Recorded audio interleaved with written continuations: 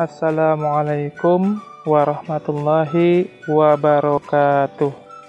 Selamat pagi anak-anakku yang soleh dan solehah. Bagaimana kabar kalian hari ini?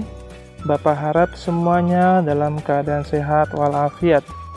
Tetap semangat belajar dari rumah.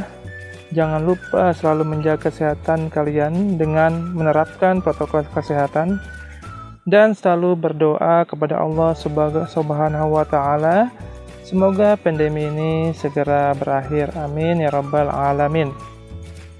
Sebelum kita memulai pembelajaran kita hari ini, marilah bersama-sama kita membaca kalimat basmalah bersama-sama. Bismillahirrahmanirrahim. Baik, hari ini kita akan belajar materi tema 1, subtema 1, pembelajaran 5 dan 6. Alat gerak pada vertebrata dan hewan invertebrata. Hewan dapat dibagi menjadi dua kelompok besar, yaitu vertebrata dan invertebrata. Pengelompokan tersebut dilakukan berdasarkan ada atau tidaknya tulang belakang di dalam tubuhnya. Hewan dibedakan menjadi dua, yaitu hewan vertebrata dan hewan invertebrata.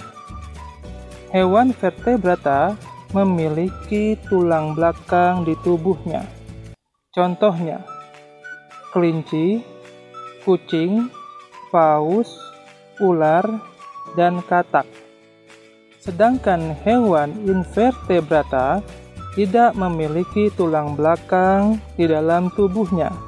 Contohnya, siput, semut, cacing, dan kupu-kupu.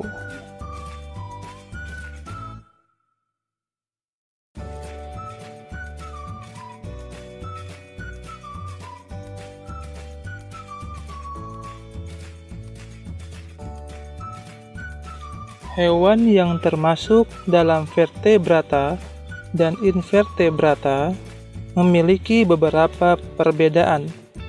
Perhatikan beberapa perbedaan berikut pada tabel di bawah ini.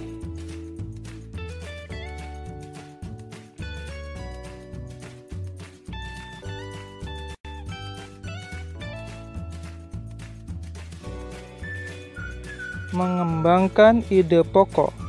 Seperti yang dijelaskan pada pembelajaran sebelumnya, ide pokok merupakan inti atau dasar permasalahan dari suatu teks. Ide pokok teks menjadi dasar dalam pengembangan paragraf atau teks. Untuk membuat sebuah paragraf berdasarkan ide pokok, ada beberapa langkah yang perlu dilakukan. Langkah-langkah untuk membuat sebuah paragraf berdasarkan ide pokok yaitu: pertama, menentukan topik dari paragraf yang akan dibuat. Kedua, menentukan ide pokok dari paragraf atau teks yang akan dibuat. Ketiga, membuat sebuah kalimat yang berisi ide pokok tersebut untuk menjadi kalimat utama dari paragraf yang akan dibuat. Keempat, mengembangkan kalimat dan ide pokok tersebut menjadi beberapa kalimat. Kelima, menulis beberapa kalimat yang berisi informasi-informasi tambahan untuk mendukung kalimat utama yang telah dibuat. Keenam, menyusun kalimat-kalimat tersebut menjadi sebuah paragraf yang padu.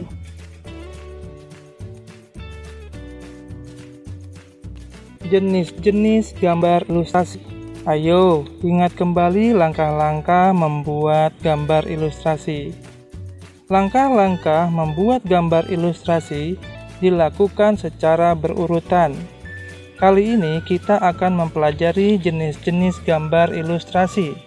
Berikut adalah jenis-jenis gambar ilustrasi. Pertama, gambar realis. Gambar realis adalah gambar yang dibuat sesuai dengan kenyataan atau keadaan sebenarnya. Gambar dibuat sama dengan objek aslinya. Yang kedua, karikatur. Karikatur adalah gambar yang dilebih-lebihkan. Dalam gambar karikatur, ada perubahan bentuk pada setiap karakternya. Bentuknya seringkali terlihat unik dan lucu. Yang ketiga, kartun. Kartun adalah gambar yang mengandung humor. Kartun terlihat lucu dan mengundang tawa. Tokoh kartun sangat bervariasi, bisa berupa tumbuhan, hewan, atau manusia. Yang keempat, gambar dekoratif. Gambar dekoratif adalah gambar yang dibuat dengan tujuan menggambar bentuk benda menjadi lebih indah. Gambar dekoratif banyak dijumpai pada kain batik dan relief.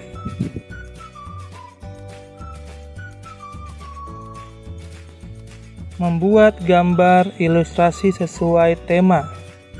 Pada pembelajaran sebelumnya, kalian telah belajar tentang gambar ilustrasi, bukan? Berikut langkah-langkah dalam membuat gambar ilustrasi. Yang pertama, menentukan tema. Tema ilustrasi harus sesuai dengan teks atau bacaan yang akan diilustrasikan. Setelah mendapatkan tema yang sesuai, kita menentukan tokoh, adegan, dan suasana pendukung adegan yang akan digambar. Kedua, membuat gambar.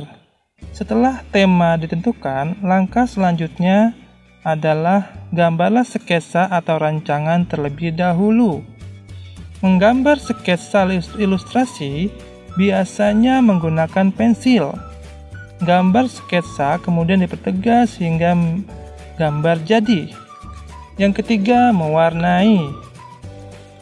Setelah menggambar sketsa, langkah berikutnya adalah pewarnaan. Warnailah gambar dengan menggunakan pensil warna, cat air, spidol, atau krayon. Alhamdulillahirrabbilalamin. Demikianlah materi pertemuan pada hari ini. Kurang lebihnya Bapak mohon maaf. Atas perhatiannya Bapak ucapkan terima kasih. Dan jangan lupa untuk dapat memahami materi pada pertemuan hari ini, kalian kerjakan latihan soal yang diberikan. Wassalamualaikum warahmatullahi wabarakatuh.